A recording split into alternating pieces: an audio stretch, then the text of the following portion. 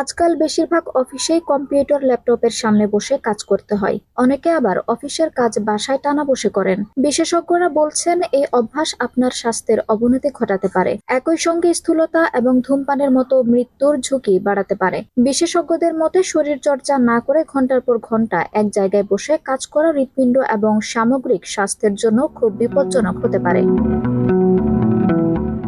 ভারতীয় neurologist doctor Sudhir Kumar সামাজিক মাধ্যম ইনস্টাগ্রামে এক পোস্টে লিখেছেন, যদি আপনি প্রতিদিন 4 ঘন্টার বেশি বসে থাকেন এবং কোনো ধরনের শারীরিক কার্যকলাপ না করেন, তাহলে ধূমপান বা স্থূলতার মতোই আপনার মৃত্যুর ঝুঁকি বাড়িয়ে দেয়। তিনি আরও লিখেছেন, দীর্ঘক্ষণ বসে থাকার সাথে ডায়াবেটিস, উচ্চ রক্তচাপ, স্থূলতা, উচ্চ কোলেস্টেরল, ট্রাইগ্লিসারাইডস, হৃদরোগ, স্ট্রোক, ক্যান্সার এবং অকাল মৃত্যুর ঝুঁকি বেড়ে যায়।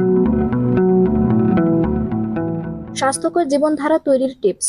দীর্ঘক্ষণ বসে থাকার খারাপ প্রভাব মোকাবেলা করতে ডক্টর সুধীর বেশ কিছু পরামর্শ দিয়েছেন। তিনি বলেন, প্রতিদিন 60 থেকে 75 মিনিট মাঝারি মানের তীব্র শারীরিক কার্যকলাপ যেমন দ্রুত হাঁটা, দৌড়ানো বা সাইকেল চালানো শরীর ফিট রাখতে সহায়তা করে। তিনি প্রতি আধা ঘন্টা বা 45 মিনিট টানা বসার পরে 5 মিনিট দাঁড়ানো বা হাঁটার বিরতি নেওয়ার পরামর্শ দিয়েছেন। তার মতে টানা বসে থাকার সময় আরও কমাতে পারলে ভালো।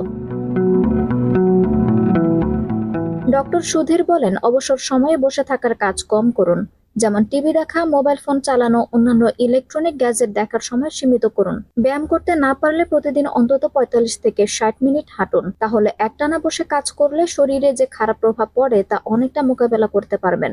এছাড়াও সুস্থ থাকতে প্রতিদিনের রুটিনে স্বাস্থ্যকর খাবার, যোগ ব্যায়াম যোগ করুন। এতে স্বাস্থ্য সমস্যা মোকাবেলার পাশাপাশি মানসিক স্বাস্থ্য ভালো থাকবে। সূত্র india.com।